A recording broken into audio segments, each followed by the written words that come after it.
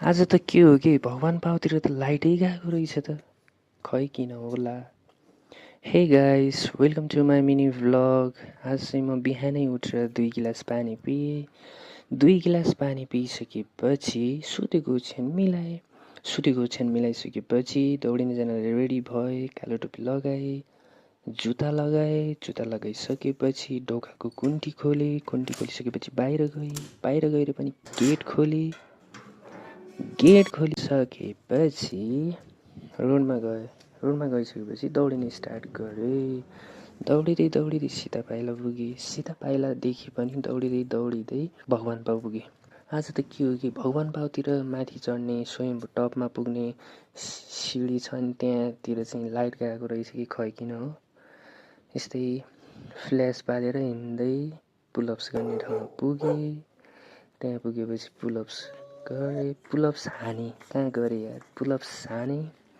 त्यसपछि फेरि flash light बाल्दै माथि टपमा पुगेँ। माथि टपमा चाहिँ लाइट आएको रहेछ। अनि त्यहाँ पछि माथि टपबाट तल हुँदै दौडिँदै फेरि बुद्ध पार्क हुँदै सीता पाइला हुँदै म पुगेँ रुममा पुगिसकेपछि ओट्स र केरा खाएँ मिक्स गरेर।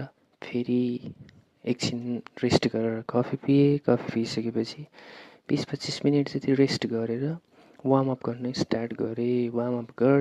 आज चाहिँ 6 प्याक्सको लागि के अप्पर 6 प्याक लोवर 6 प्याकको लागि एक्सर्साइज गर्नुपर्ने थियो कि, तर तिनीहरूको नाम चाहिँ थाहा भएन। प्ल्याङ्क थाहा छ अनि स्क्वाट्स थाहा छ, अरू थाहा छैन। त्यही भएर music लगाउँदैछु।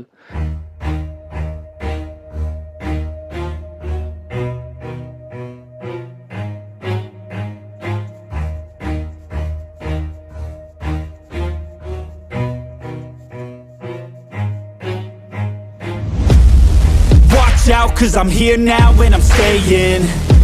Here is the body condition after exercise, guys.